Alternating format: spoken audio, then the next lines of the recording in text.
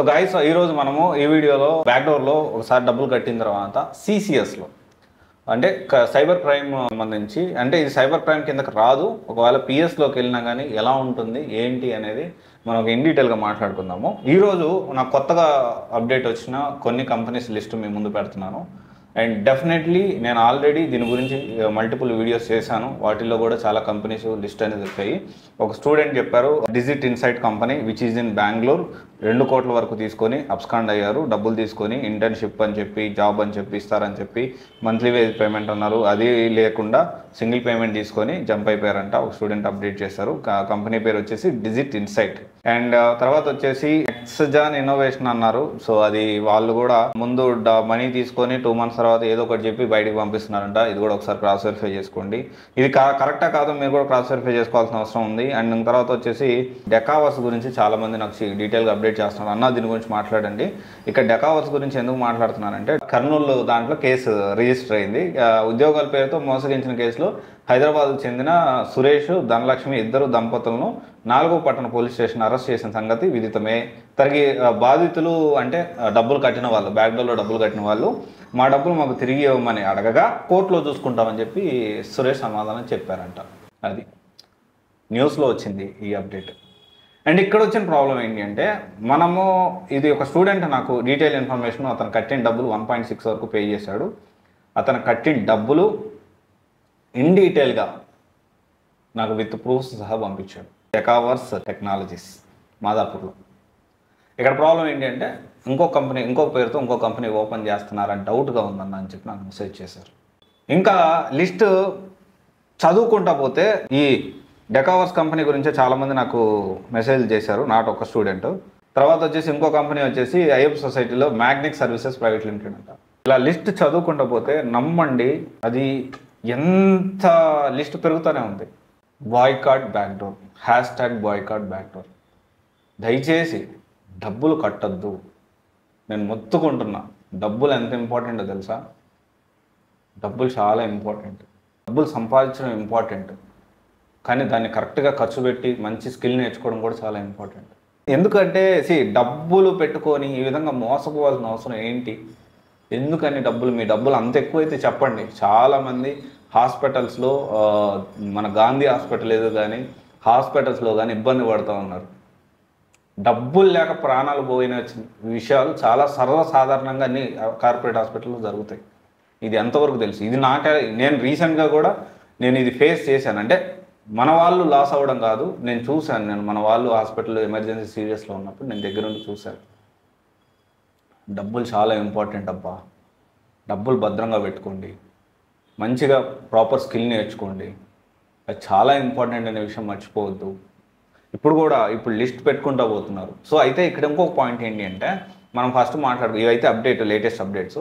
So backdoor company తర్వాత వచ్చేసి ఈ బ్యాక్డోర్ ఒకసారి పిఎస్లోకి వెళ్తే ఏం జరుగుతుందంటే మనలాంటి వాళ్ళు, నాకేమనిపించిందంటే ఒక 2 వీడియోలు 3 వీడియోలు నేను చేయగలిగాను.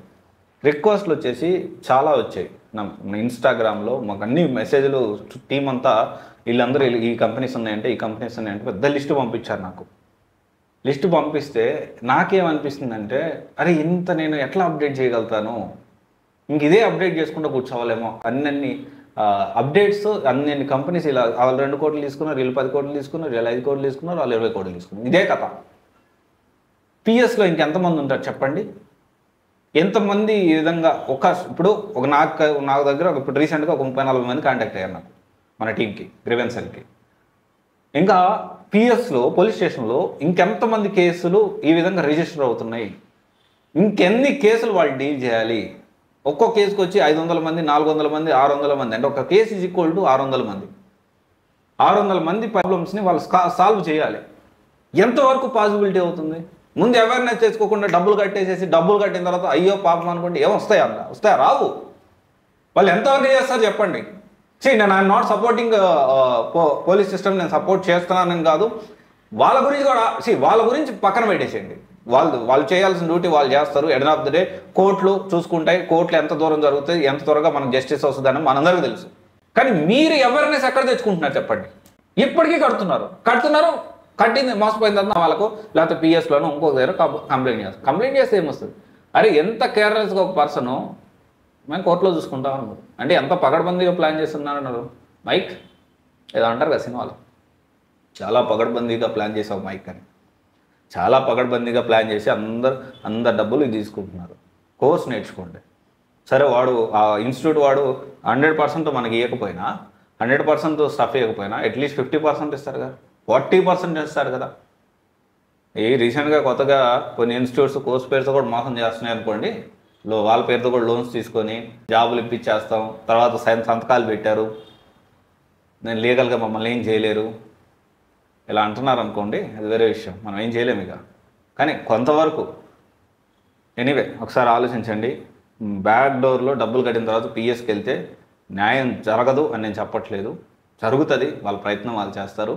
మేబీ కొంచెం టైం పట్టచ్చు, ఎందుకంటే మళ్ళాంటి వాళ్ళు కొన్ని వందల వేల మందిని వాళ్ళు డీల్ చేయాలి. ఓకే, దానికంటే బెటర్ అవేర్నెస్ తెచ్చుకొని #బాయ్కాట్ బ్యాక్డోర్ జాబ్స్ ఇది ట్రెండింగ్ అవ్వాలి, అందరికీ తెలియాలి. సాధ్యమైనంత వరకు షేర్ చేయండి. నేను జనరల్గా షేర్ చేయమని నేను చెప్పను, కానీ ఈ ఇన్ఫర్మేషన్ ఖచ్చితంగా షేర్ చేయండి.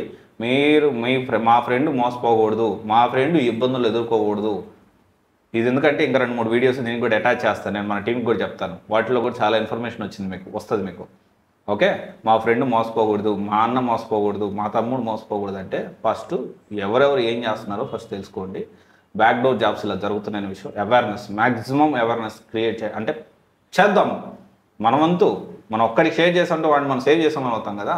సరే కొంతమంది ఉన్నారులే ఫ్రెండ్స్, వాళ్ళు సేవ్ అవ్వడానికి వీళ్ళని నిరికిస్తూ ఉన్నారు, that is whole different story. But anyway మనం ఒక సేవ్ చేసిన వాళ్ళం అవుతాం. ఎనీవే ఆలోచించుకోండి, డబ్బులు కట్టద్దు, డబ్బులు వేస్ట్ చేసుకోవద్దు, డబ్బులు చాలా ముఖ్యం, జాగ్రత్తగా ఖర్చు పెట్టుకోండి. Thank you.